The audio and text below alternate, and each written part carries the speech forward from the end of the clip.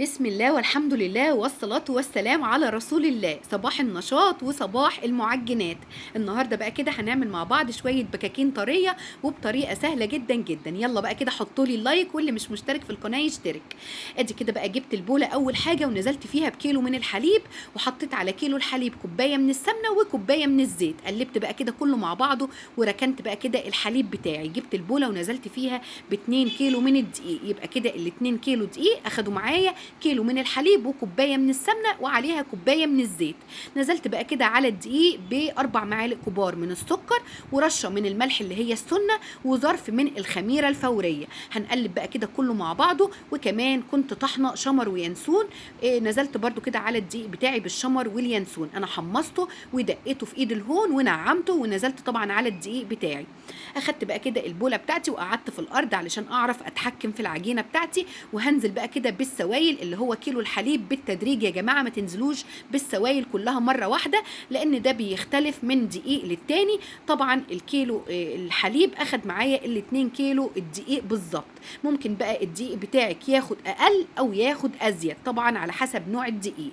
طلعوا بقى كده الطاقه بتاعتكم كلها في العجن. وانا قعدت كده اعجن يا جماعه حوالي 12 دقيقه. طبعا كل ما تعجني كل ما هيكون النتيجه بتاعت العجينه افضل، وهيكون الملمس بتاع العجينه بتاعك بيساعدك بعد كده في كل حاجه. فزي ما بقول لكم كده، خرجوا الطاقه بتاعتكم كلها يا جماعه في العجن، واعجنوا كده فتره طويله. ما شاء الله اللهم بارك، العجينه معايا طريه وزي الفل. وزي ما انتم شايفين، يمكن انا ما وقفتش الكاميرا يا جماعه ولا التصوير علشان اوريكم العجينه بتاعتي. وادي كده كمان على الرخامه هديها بقى كده البوكسين. بصوا شايفين طريه معايا والملمس بتاعها زي الفل. طبعا كل ما تعجني فتره طويله كل ما هيديكي نتيجه احسن.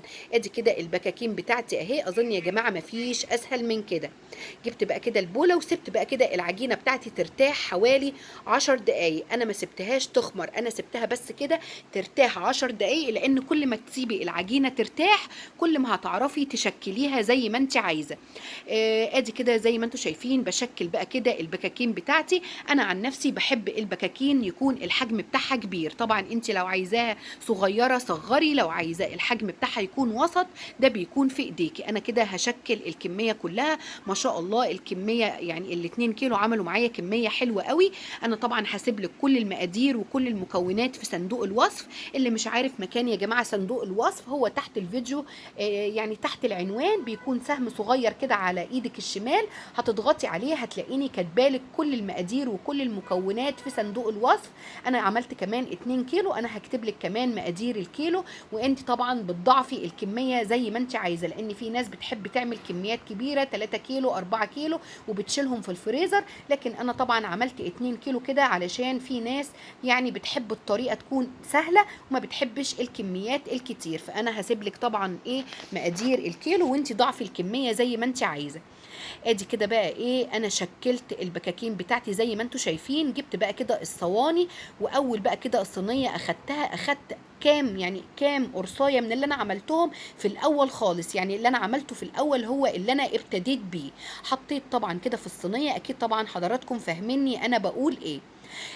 حطيت كده بقى اللي هي البكاكين في الصينيه، وبدات كده بايديا كده ادي تبطيطه خفيفه بتتفرد معايا بكل سهوله. العجينه مرتاحه، وكل ما العجينه ترتاح معاكي كل ما النتيجه هتكون كويسه. بصوا شايفين شكل الشمر واليانسون ما شاء الله، يعني في منتهى الجمال. والعجينه يا جماعه الملمس بتاعها في منتهى الروعه.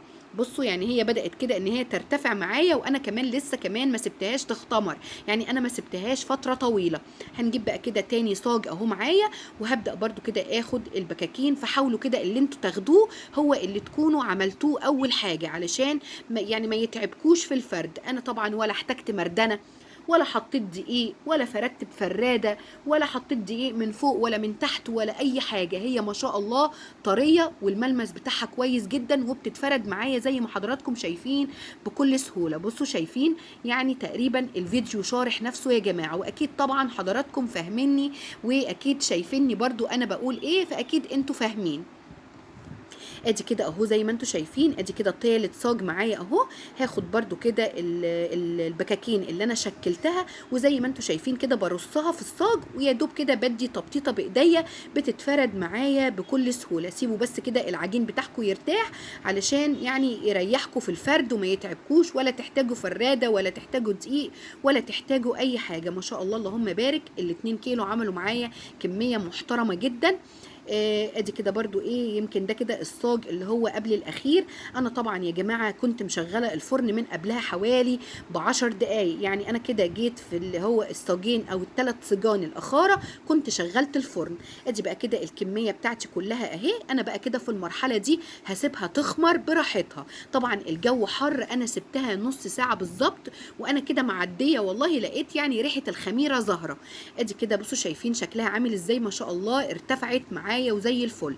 انا طبعا مشغله الفرن، انا قلت لكم ان انا شغلت الفرن قبلها ب10 دقائق، وكلكم طبعا يعني شفتوا لي فيديوهات كتير. انا المعجنات بتاعتي كلها، الكحك والبسكوت والبكاكين والقرص، اي حاجه حتى القراقيش، انا اي حاجه يا جماعه بعملها في فرن البوتاجاز عندي. هو والله بيدي نفس نتيجه الفرن البلدي، بس انت اعرفي استخدميه صح، ومش هتحتاجي الفرن البلدي او ان انت تودي اي فرن بره حاجتك تتخبز بره. انا شغلت بقى كده الفرن، وده كده بقى اول صاجين هدخلهم اهو في الفرن، وهبدا بقى كده اتابع البكاكين بتاعتي. انا بقى كده يعني كل فتره كده والتانيه بفتح عليها الفرن وبشوف كده القعر بتاعها استوى ولا لا. جبت بقى كده في البوله وحطيت كده كيس علشان اول كده ما البكاكين تخرج بدخلها كده في الكيس وبغطي عليها علشان تحتفظ بالطراوه بتاعتها. ادي شكل البكاكين بتاعتي، بصوا يا جماعه وهي في الفرن عامله ازاي، بترتفع ما شاء الله اللهم بارك وفي منتهى الروعه.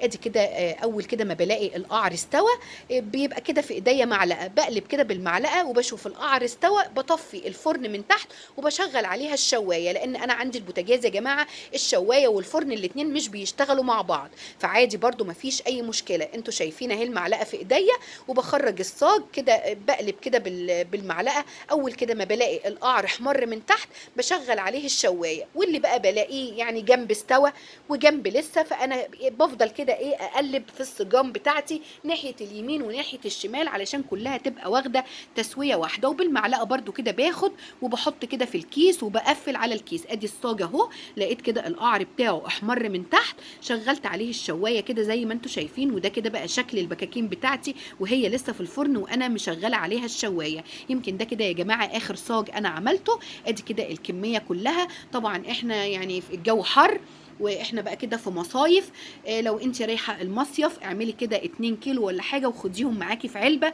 مع كوبايه شاي بلبن، مع كوبايه شاي بتطلبيها كده وانت قاعده على البحر، او انت واخده كده ترمس فيه شاي، وحطي كده برده كده لاولادك. طبعا كلنا عارفين ان البحر يا جماعه بيجوع.